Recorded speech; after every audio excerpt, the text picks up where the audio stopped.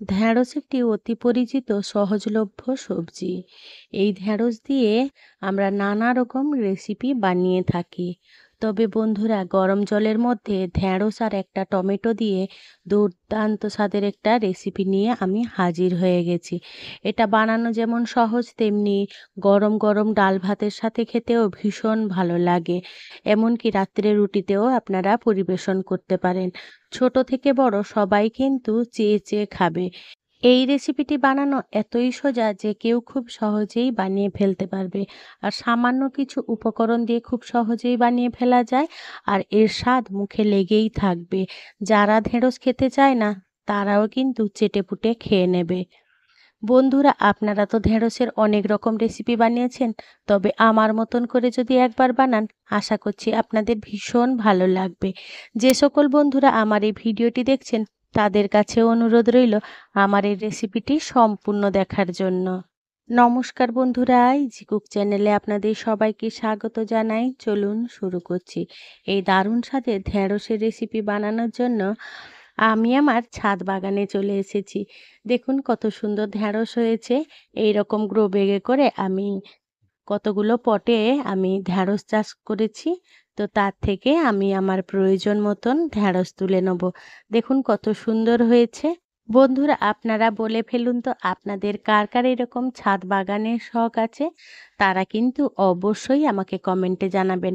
আর আমার ছাদ বাগানটা আপনাদের কেমন লাগলো সেটাও কিন্তু আমাকে অবশ্যই জানাবেন। ছাদ বাগান থেকে এই সবজি চাষের লোভটা আপনাদের সাথে শেয়ার না করে থাকতে পারলাম না। হয়তো আমার ভিডিওটা একটু বড় হয়ে যাবে, রেসিপিটা কিন্তু খুবই ছোট। তাই আপনারা স্কিপ না করে অবশ্যই পুরোটা দেখবেন। এবারে দেখুন ঢ্যাঁড়সের ফুলটা কত সুন্দর হয়েছে। এটা কিন্তু এর সৌন্দর্য অসাধারণ।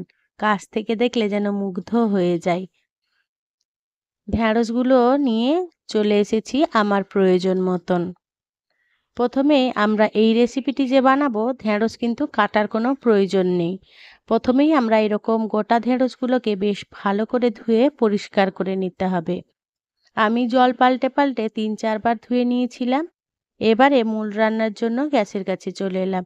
গ্যাসে কড়াই বসিয়ে দিলাম। কড়াইটাতে ১ কাপের মতন জল নিয়ে নিলাম। আপনাদের ঢেঁড়সের পরিমাণ অনুযায়ী জলটা সেইভাবে নিয়ে নেবেন। এবারে জলটা ফুটবো ফুটবো হয়ে এলে ঢেঁড়সের স্বাদ মতো আমি নুন দিয়ে দিলাম।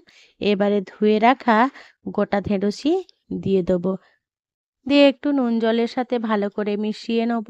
এবারে একটা টমেটো দিয়ে দেবো। ঢ্যাঁড়সটা আমার পরিমাণে প্রায় ২৫০ থেকে ৩০০ গ্রামের মতন ছিল। এবারে ঢাকা চাপা দিয়ে ৮০% মতন ঢ্যাঁড়সগুলো আমি সেদ্ধ করে নেব। ঢ্যাঁড়সগুলো সেদ্ধ হয়ে গেলে আমি জল ঝরিয়ে নিয়ে ওটাকে ঠান্ডা হতে দিয়েছি। ওই ক্লিপটা আমার কোনো কারণে ডিলিট হয়ে গেছে, তাই আপনাদের দেখাতে পারলাম না, তার জন্য দুঃখিত খুবই। এবারে আমি মূল রান্নার জন্য গ্যাসের কাছে চলে এলাম। গ্যাসে কড়াই বসিয়ে দিলাম। কড়াইটা বেশ গরম হয়ে গেলে তাতে ১ চামচ মতন সর্ষের তেল নিয়ে নিলাম। তেলটা বেশ ভালো করে গরম হয়ে গেলে ৩টে শুকনো লঙ্কা আমি প্রথমেই ভেজে তেল ঝরিয়ে তুলে রেখে দেবো। ওই তেলের মধ্যে আমি ১০-১২টা রসুন কোয়া দিয়ে দিলাম। দিয়ে বেশ নাড়াচাড়া করে যতক্ষণ না সেদ্ধ হচ্ছে আর একটু কালার আসছে, ততক্ষণ কিন্তু আমাদের ভাজা করে নিতে হবে। আমার এই রেসিপিটি যদি কোনো বন্ধু ফেসবুক থেকে দেখে থাকেন, তাহলে আমার পেজটিকে লাইক ও ফলো করে দেওয়ার জন্য অনুরোধ করছি। এবারে রসুনগুলো তেল ঝরিয়ে তুলে রেখে দিলাম। আর এদিকে আমার ঢেঁড়সগুলো বেশ ঠান্ডা হয়ে গেছে। আমি বোঁটার দিকটা কেটে নিয়েছি। এইভাবে আমাদের ঢেঁড়সগুলো কেটে নিতে হবে। এবারে ওই তেলের মধ্যে কেটে রাখা ঢেঁড়সগুলো আমি দিয়ে দেবো। দিয়ে বেশ উল্টে পাল্টে গ্যাসের ফ্লেম হাইতে করে নাড়াচাড়া করে সমানেই আমাদের ঢেঁড়সগুলো ভেজে নিতে হবে। আমার এই রেসিপিটি যদি কোনো বন্ধু ইউটিউব থেকে দেখে থাকেন, তাহলে আমার এই ক্ষুদ্র চ্যানেলটিকে সাবস্ক্রাইব করে আমার পাশে থাকার জন্য অনুরোধ করছি। আর পাশে থাকা বেল আইকনটি কিন্তু ক্লিক করতে ভুলবেন না। ওটা কিন্তু অলে দিয়ে দেবেন, যাতে আমার দেওয়া সমস্ত ভিডিও নোটিফিকেশান আপনারা খুব সহজেই পেয়ে যান, তার জন্য। কথা বলতে বলতে আমার ঢ্যাঁড়সগুলো বেশ সুন্দরভাবে ভাজা হয়ে গেছে। এবারে আমি ঢ্যাঁড়সগুলোকে তুলে রেখে দিলাম। এবারে যতক্ষণ না ঢ্যাঁড়স ঠান্ডা হচ্ছে, ততক্ষণ আমাদের একটু ওয়েট করতে হবে। ততক্ষণে আমি পেঁয়াজ কুচিয়ে নিয়েছিলাম একটা বড় সাইজের, একদমই ঝিরিঝিরি করে কেটে নিয়েছিলাম। এদিকে টমেটোটা বেশ ভালো করে ঠান্ডা হয়ে গেছে। এবারে টমেটোর উপরের খোসাটা বেশ ভালো করে ছাড়িয়ে নিতে হবে। একটুও খোসা রাখবেন না, তাহলে খেতে মোটেও ভালো লাগবে না। এবারে আমি স্বাদ মতন, আগেও নুন দিয়েছিলাম, সেই রকম পরিমাণ মতন নুন দিয়ে দিলাম। যেহেতু জলটা ফেলা গেছে, তাই আরও একটু নুন নিয়ে নিতে হবে। এবারে ভাজা লঙ্কাগুলোর বোঁটাগুলো ছাড়িয়ে ফেলে দেবো, আর লঙ্কাগুলোকে বেশ ভালো করে এই নুনের সাথে ডলে নেব। নুনের সাথে ডলে নিলে কি লঙ্কাটা বেশ ভালো করে মিহি করে মেশানো হয়ে যায় সবার সাথে, তাতে কোনো রকম অসুবিধা হয় না। তাই সবসময় চেষ্টা করবেন যে এই রকম নুন দিয়ে আপনারা লঙ্কাটা ডলে নেবেন। লঙ্কাটা ডলা হয়ে গেলে এবারে সাথে সাথে রসুনটাও মেখে নেব, আর তারপরে পেঁয়াজটাকেও বেশ ভালো করে এই নুনের সাথে মেখে নিতে হবে। দিলে পেঁয়াজটা কিন্তু আগেই নরম হয়ে যাবে।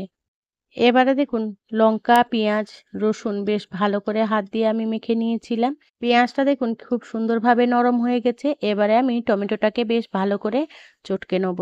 তার সাথে সাথে ঢ্যাঁড়সটাকেও বেশ ভালো করে চটকে একটা দারুণ স্বাদের ভর্তা বানিয়ে নেব।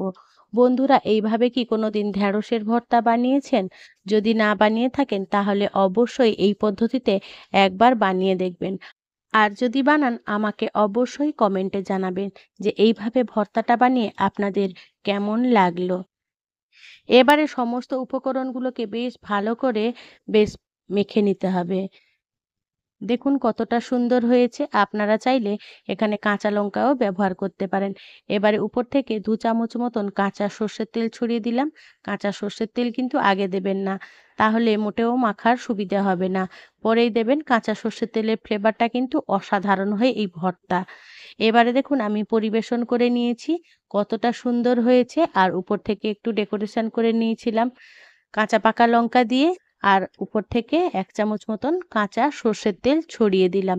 বন্ধুরা, আজকে আমার এই রেসিপিটি আপনাদের কেমন লাগলো সেটা কিন্তু কমেন্টে জানাতে একেবারেই ভুলবেন না। যদি কোনো অংশে একটুও ভালো লেগে থাকে তাহলে ছোট্ট একটা লাইক করে দেবেন। আপনাদের এই ছোট্ট ছোট্ট লাইক আমাকে অনেক ইন্সপায়ার করে নিত্য নতুন রেসিপি বানানোর জন্য। আর যদি খুব বেশি ভালো লেগে থাকে তাহলে বন্ধু-বান্ধব কিংবা প্রিয়জনদের সাথে শেয়ার করে তাদেরও দেখার সুযোগ করে দেবেন। আর সাথে সাথে নতুন অপশান এসছে হাইপ, সেটাও কিন্তু করতে ভুলবেন না। হাইপটা করলে কি আমাকে অনেক দূর এগিয়ে যেতে সাহায্য করবে। যে সকল বন্ধুরা আপনাদের মহামূল্যবান সময় দিয়ে আমার এই রেসিপিটি দেখলেন, তাদেরকে